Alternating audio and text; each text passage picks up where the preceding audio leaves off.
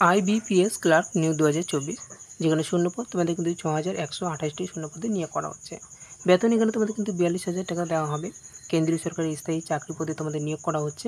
এই সুযোগটা তোমরা কিন্তু হাতছাড়া করবে না। রাজ্যের 23টি জেলা থেকে আবেদন করতে পারছো। এই চাকরিটা কিন্তু তোমাদের অল ইন্ডিয়া গভর্নমেন্ট জব। তো এখানে ছেলেমেয়ে প্রত্যেকে আবেদন করে নেবে।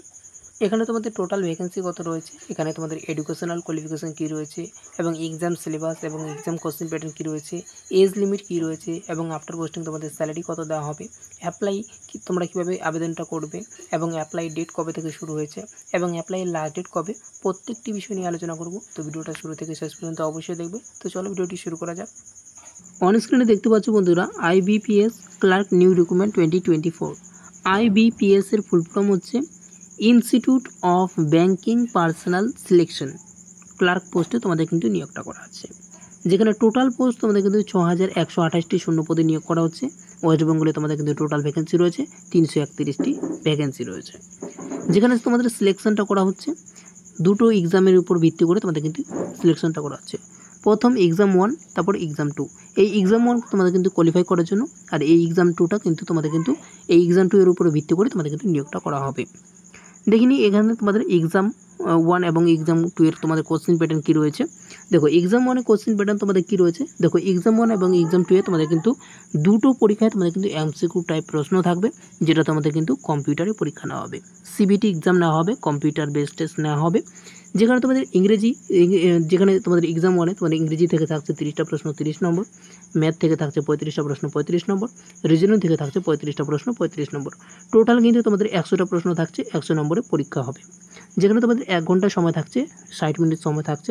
একটা প্রশ্ন ভুল করলে তোমাদের 0.25 নম্বর কেটে নেওয়া হবে। তোমাদের টোটাল তোমাদের কিন্তু 4টে প্রশ্ন ভুল করলে তোমাদের কিন্তু 1 নম্বর কেটে নেওয়া হবে। এই এক্সাম 1টা তোমাদের কিন্তু কোয়ালিফাই করার জন্য। এই এক্সাম 1-এ কোয়ালিফাই করার জন্য তোমাদের কিন্তু, তুমি যদি জেনারেল ক্যান্ডিডেট হয়ে থাকো তোমাদের কিন্তু 40% তুলতে হবে। আর তুমি যদি এসসি এসটি ক্যান্ডিডেট হয়ে থাকো তোমার কিন্তু 25% তুলতে হবে। আর তুমি যদি ওবিসি এবং ইডাব্লিউএস ক্যান্ডিডেট হয়ে থাকো তাহলে তোমাদের কিন্তু 30% তুলতে হবে। তাহলে এই এক্সাম 1 তুমি কিন্তু কোয়ালিফাই করে গেছো। তারপর তোমাদের কিন্তু এক্সাম 2 এ তোমাদের যে কোয়ালিফাই করার জন্য তোমাদের কী করতে হবে, এক্সাম 2 তোমাদের যে এক্সামটা হবে সেখানে জেনারেল অ্যাওয়ারনেস থেকে থাকবে 50টা প্রশ্ন 50 নম্বর, ইংরেজি থেকে থাকবে তোমাদের 40টা প্রশ্ন 40 নম্বর, রিজনিং থেকে থাকবে 50টা প্রশ্ন 60 নম্বর, এখানে কিন্তু 2 নম্বর করে রয়েছে, এবং ম্যাথ থেকে থাকবে 50টা প্রশ্ন 50 নম্বর। টোটাল কিন্তু তোমাদের প্রশ্ন থাকবে 190টা প্রশ্ন থাকবে, 200 নম্বরে পরীক্ষা হবে, যেখানে তোমাদের 160 মিনিট তোমাদের সময় থাকবে। এবং এখানেও কিন্তু নেগেটিভ মার্কিং রয়েছে 0.25। একটা প্রশ্ন ভুল করলে, 4টি প্রশ্ন ভুল করলে কিন্তু তোমাদের কিন্তু 1 নম্বর কেটে নেওয়া হবে। 4টা প্রশ্ন ভুল করলে তোমাদের কিন্তু 1 নম্বর কেটে নেওয়া হবে। এই নম্বরের উপর ভিত্তি করে, এই এক্সাম 2 এর নম্বরের উপর ভিত্তি করে তোমাদের কিন্তু নিয়োগটা করা হবে।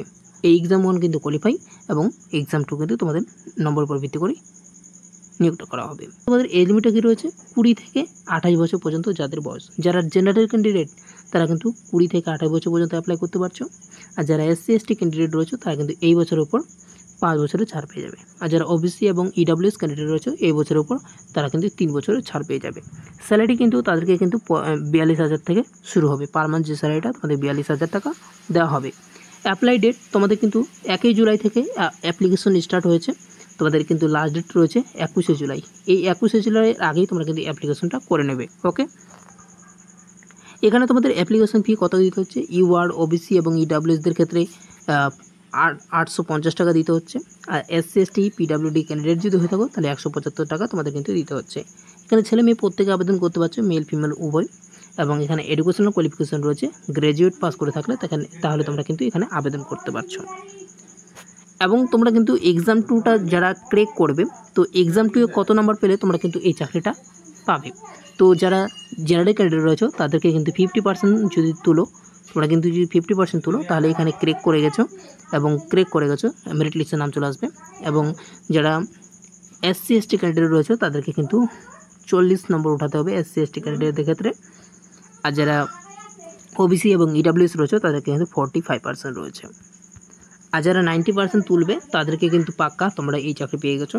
আগে 90% যারা পেয়েছে তাদেরকে সিলেকশন নেওয়া হবে, 95দের সিলেকশন নেওয়া হবে। তারপরে এর মধ্যে কম যাদের নম্বর রয়েছে তাদেরকে তো সিলেকশন থেকে বাদ চলে যাবে। তা এরপরে তোমাদের কত সংখ্যা রয়েছে, 80 রয়েছে, 80 সিলেকশন হয়ে যাবে। 80 পরে তারপরে হচ্ছে 70 সিলেকশন হয়ে যাবে, 60 সিলেকশন হয়ে যাবে, এগুলো কিন্তু সিলেকশন হয়ে যাবে। এগুলো আগে সিলেকশন হবে, এগুলোর সিলেকশন হওয়ার পর তোমাদের কিন্তু সিট যদি ফাঁকা থাকে তারপরে কিন্তু এই 40, 54, 44, 50 এগুলো নম্বরকে তোমাদের তারপরে নিয়োগটা করা হবে। তো আজকে এই পর্যন্ত ভিডিওটা ছিল। ভিডিওটা ভালো লেগে থাকলে ভিডিওটাকে অবশ্যই লাইক করে দেবে, চ্যানেলে নতুন থাকলে চ্যানেলটাকে অবশ্যই সাবস্ক্রাইব করে রাখবে। থ্যাংক ইউ, ধন্যবাদ, জয় হিন্দ।